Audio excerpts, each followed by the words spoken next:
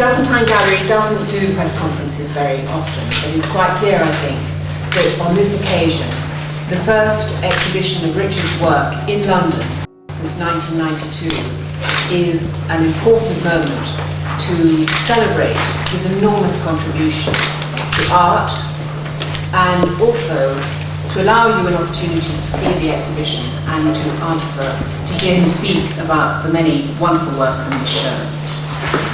The exhibition is a development of his show at Inverleith House in Edinburgh in 2008, called The Protest Pictures. And this is not the first time that Richard has shown his work at the Serpentine, or indeed been involved in the institution.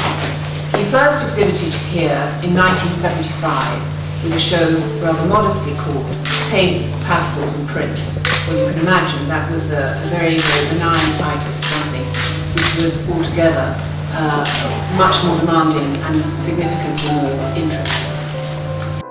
Richard's influence is immense, and not only in the Western world. When Julia and I worked on China Power Station and on Indian Highway, we got aware to which extent whole new generations of artists in China and India are hugely inspired by Richard Hamilton. So a very immense influence of his work all over the world. Now, to do an exhibition of Richard, there would be many, many possible exhibitions, because not only is he one of the most influential artists of our time, but also one of the most complex artists of our time. It's almost like it's superscript theory, but it's got 11 dimensions. So there could be many, many shows, but we felt that this aspect of the political works was the most urgent one. In close conversations with Richard, this show has evolved, and it covers really ever since the early 60s all the works Richard has made in relation to politics. It starts actually with portraits of Hugh Gaitskell, which is the first of a series of 3 portraits of politicians.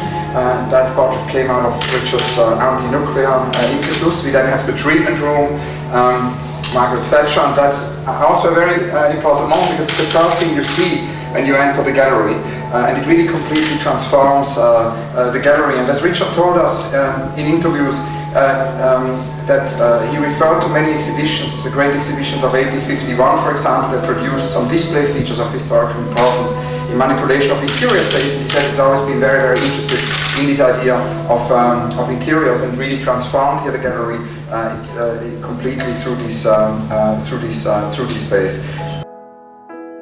I think I have to start a little further back, in that I've always, or have often been, labelled as the father of pop, or at least involved in pop art. And this is a phenomenon that occurred in the 1950s. And that seemed to be a very important moment in humanity rather than even history. Very significant things were happening. And I was very much, well, not shaken, but becoming aware suddenly that the whole of the information of the world could be converted into zeros and ones was a momentous moment.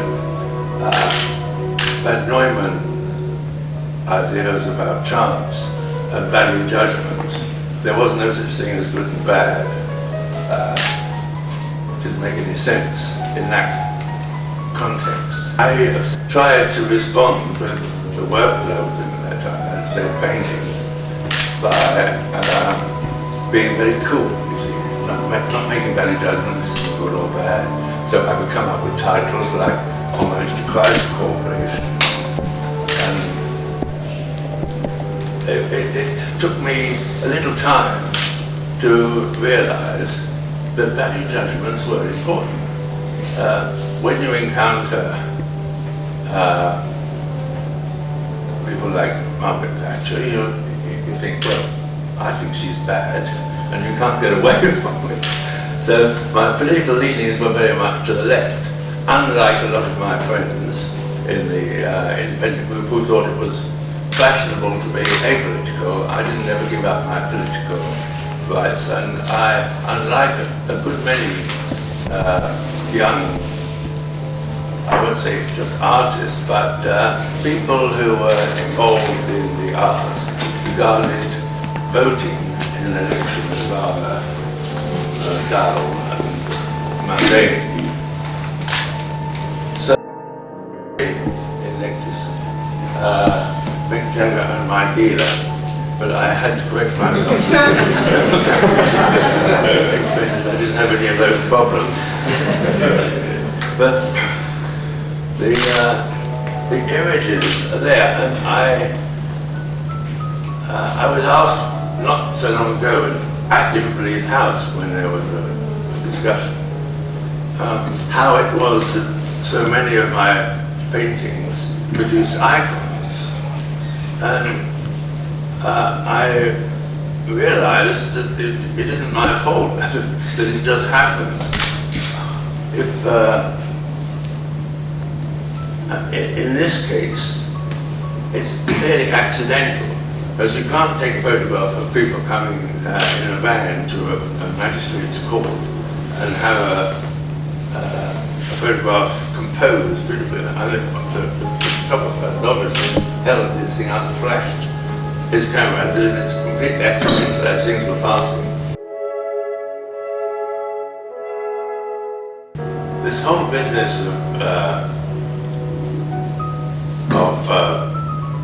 what we call pop is for me more to do with the fact that the images are second-hand, and even here this is very evidently expressed.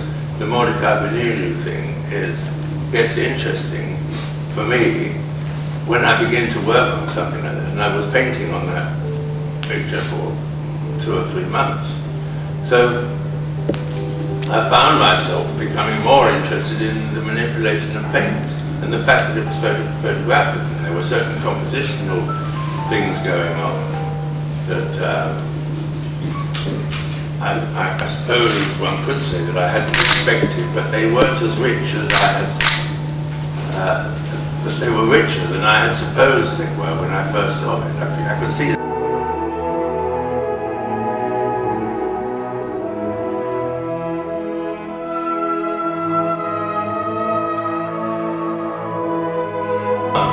I have no right to point to younger artists and say that their work is less interesting than those. And I think that Marcel Duchamp was right when he said that a work of art will change very, very rapidly. The pigment changes, the color changes, things have a certain life, which is like sort of life of humanity.